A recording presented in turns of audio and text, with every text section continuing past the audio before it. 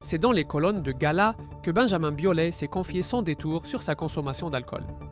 Alors qu'il vient de sortir en octobre son nouvel album et prépare une tournée, le chanteur a raconté comment il affronte aujourd'hui ses démons et tente de dompter l'envie terrible qui l'accompagne depuis des années.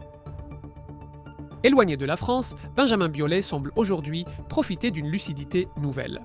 Alors que le chanteur a récemment sorti un nouvel album, c'est à cette occasion qu'il s'est livré sans phare dans les colonnes de Gala, notamment sur un sujet qu'il a longtemps caché, son rapport à l'alcool. L'ivresse, longtemps omniprésente dans ses textes, n'est plus seulement qu'un motif d'écriture. Interrogé par nos confrères, il répond avec une honnêteté rare. Je la pratique moins, donc j'arrive mieux à en parler, j'en ai plus de souvenirs que lorsque je buvais. Une phrase qui résume le recul de l'artiste sur ce qu'il a trop longtemps vécu dans l'excès. Loin de l'image romantique du chanteur maudit, Benjamin Biolay déconstruit le mythe.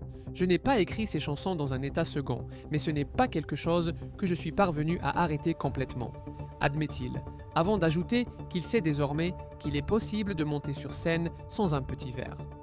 L'aveu est important. Pour le chanteur, la scène n'est plus nécessairement associée à l'alcool. En revanche, l'après-concert reste une zone fragile. En revanche, ne pas boire un coup après pour décompresser, c'est dur. Là, l'envie est terrible de cocktails, de trucs forts. Derrière ces mots se dessine un combat intérieur. Je lutte contre ça depuis des années. Mon corps le supporte moins. J'ai de la volonté, j'évite d'être trop tenté, j'essaie de ne plus me faire piéger, ajoute-t-il. Il faut le savoir.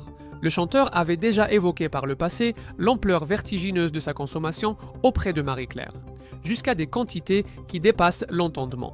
À l'époque, il parlait d'un engrenage silencieux, d'une peur diffuse qui le poussait à boire sans même ressentir l'ivresse.